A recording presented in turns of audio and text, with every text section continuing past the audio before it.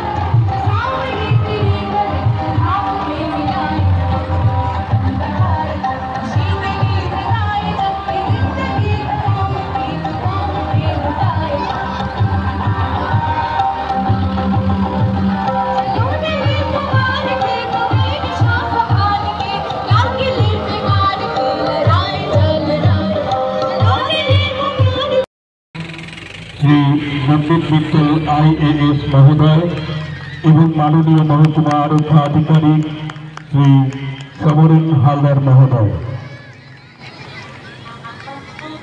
Balloon उड्डयनेर पर विभिन्न उन्नयन परिक्राय सदर्थक और सक्रिय भावे शामिल हुए। जय हिंद।